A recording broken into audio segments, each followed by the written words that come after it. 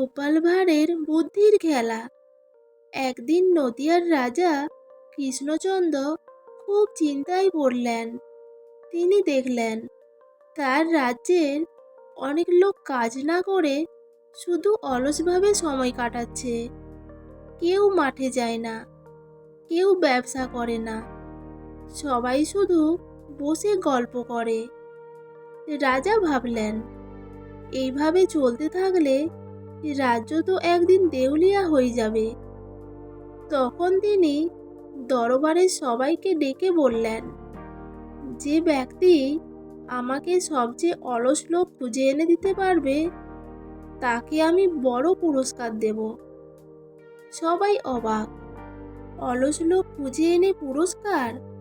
কিন্তু সবাই ভাবতে লাগলো, এ তো সহজ কাজ। অনেক মন্ত্রী, সৈন্য, প্রজারা বেরিয়ে পড়ল অলস লোক খুঁজতে। কেউ একজনকে আনছে, কেউ দুজনকে, কিন্তু রাজা কাউকে দেখেই সন্তুষ্ট হচ্ছেন না। ঠিক তখনই গোপাল ভাঁড় এসে বলল, মহারাজ, আমি এমন দুজন অলস লোক খুঁজে এনেছি যাদের মতো অলস আপনি জীবনে দেখেননি। রাজা আগ্রহ নিয়ে বললেন, তাড়াতাড়ি নিয়ে এসো। পরের দিন গোপাল দুইজন লোককে নিয়ে এলো। দুজনেই গাছের নিচে শুয়ে আছে, একেবারে নড়াচড়া নেই। রাজা জিজ্ঞেস করলেন, তোমরা এত অলস কেন? প্রথম লোকটি ধীরে ধীরে বলল, মহারাজ, কথা বলতে ইচ্ছে করছে না। দ্বিতীয় লোকটি পাশে শুয়ে বলল, তুই এত কষ্ট করে কথা বললি কেন? চুপ থাকলেই তো পারতিস। দরবারের সবাই হেসে উঠল, কিন্তু গোপাল বলল, মহারাজ, এরা আসল অলস নয়। রাজা অবাক হয়ে বললেন, তাহলে আসল অলস কে?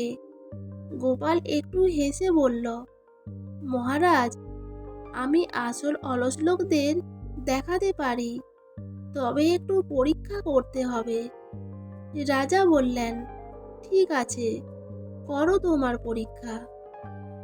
গোপাল একটা বড় মাঠে অনেক লোক জড়ো করল এবং ঘোষণা করল, এখানে যারা আছে তাদের মধ্যে সবচেয়ে অলসদের জন্য রাজা বিশেষ পুরস্কার দেবেন। কিন্তু একটা ছোট পরীক্ষা আছে, এই মাঠে আগুন লাগানো হবে। যারা সত্যি অলস তারা নড়বে না। এই কথা শুনে সবাই ভয় পেয়ে গেল। গোপাল মাঠে একপাশে হালকা ধোঁয়া তৈরি করলো। আসলে আগুন নয়, শুধু ধোঁয়ার মতো। এটা দেখে সবাই দৌড়াতে শুরু করলো, বাঁচাও, আগুন, আগুন! কিন্তু দেখা গেল চারজন লোক একদম নড়ছে না, তারা চুপচাপ শুয়ে আছে। গোপাল গিয়ে বলল, এই যে আগুন লেগেছে, ওঠো। একজন বলল, উঠতে ইচ্ছে করছে না। আরেকজন বলল, যদি পুড়ে যায় তবুও উঠব না।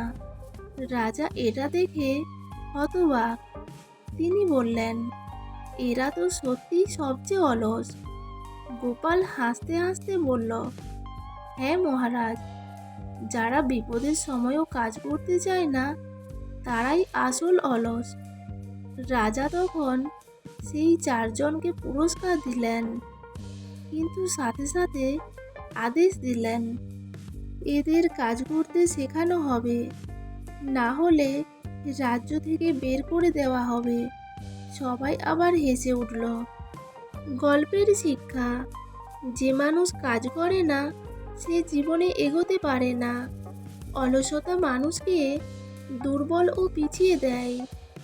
বিপদের সময়ও যে কাজ করতে চায় না সে সবচেয়ে বড় অলস।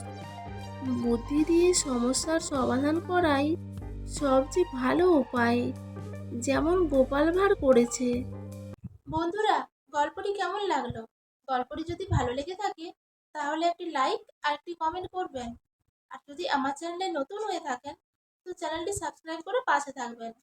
গল্পটি শেষ পর্যন্ত শোনার জন্য অসংখ্য ধন্যবাদ।